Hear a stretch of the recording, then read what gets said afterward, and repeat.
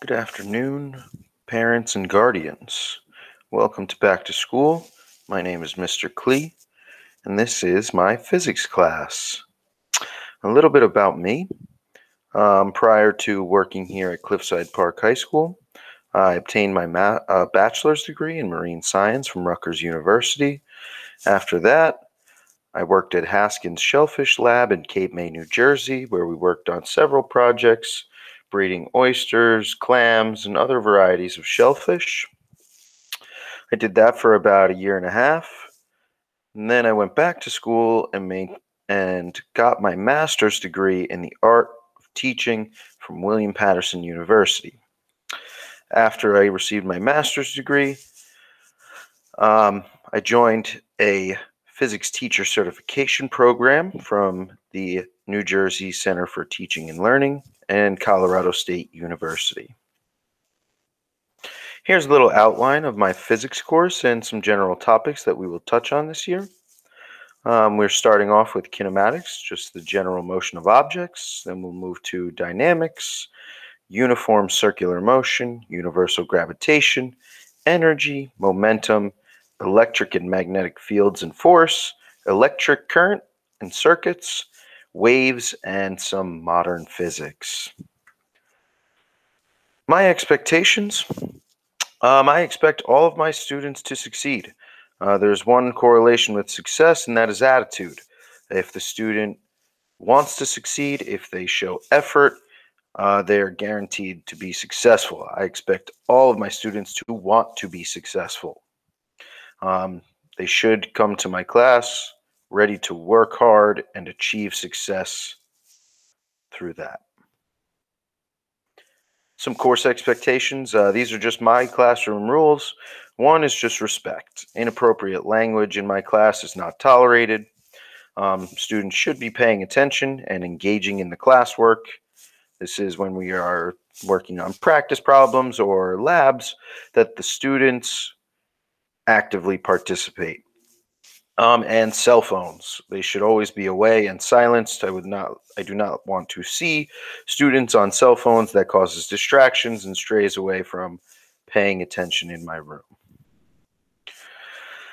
Another thing is that students should always be prepared, and this means that they should have their materials out and ready to work, and given our current status, the Chromebooks should always be charged and ready to go. Students should be responsible.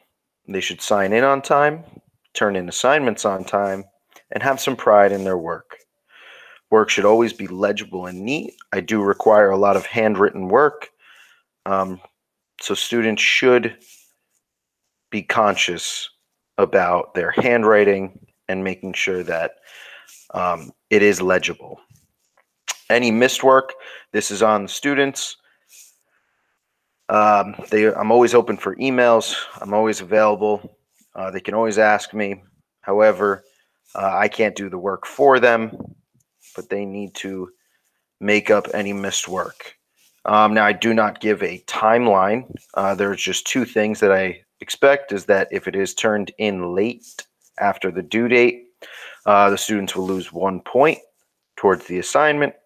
And if it is several days late, they will receive half credit, both of which are certainly better than zeros. Supplies that students need every day. A notebook, because we do handwritten work. A pencil. This is so that they can erase any mistakes that they make. This is algebra-based physics, so we do a lot of math in this. And speaking of math, the students should all have their own scientific calculator. And without being said, they should always have their Chromebooks. When it comes to assessments, the students need the school-issued Chromebook to take the assessment.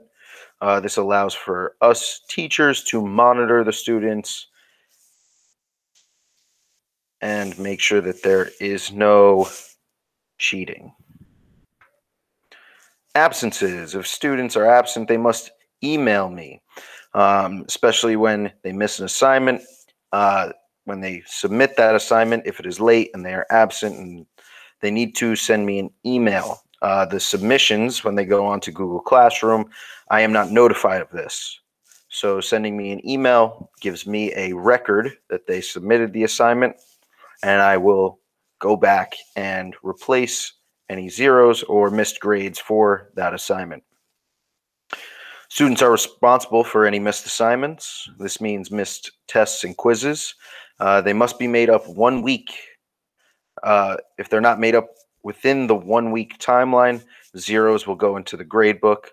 So if they miss a test or quiz, they have to email me with a date that they can make it up between the hours of 2 p.m. and 3 p.m. Monday through Friday. In my class, we have a daily routine. The students will log into Google Classroom and complete the do now. This is for attendance purposes. They do not receive a grade on it. However, if they fail to complete the do now within the time frame, they will be marked as absent from my class, whether they show up late or not. Number 2, once the do now is done, the students will log into the Google meeting unless I specify otherwise. And then we will begin either some lecturing or note-taking or a classroom assignment or an assessment if it is on the day. And last but not least, students will complete an exit ticket upon closure of the class period. Some policies and rules. This is just from the school.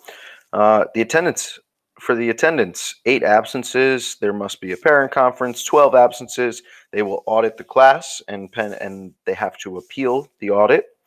And after 18 absences, the student withdraws from the class and receives a W on the grade portal. Grading in my course. Assessments are worth 60%. This means tests and quizzes. Participation, which includes classwork, homework, and basically any other assignment that they will hand to me or hand into me through Google Classroom. And lastly, projects and labs and lab reports are all worth 20% of their overall grade. Cheating and plagiarism in my class. Cheating on any assignment will result in a 0. This is non-negotiable. If a student is caught cheating, if they copy their answers from another class or another student, they will receive a 0 on the assignment. And that is final. And thank you for enjoying my slideshow. I hope to have a great year with your kids, and I look forward to hopefully returning back into the building. Take care.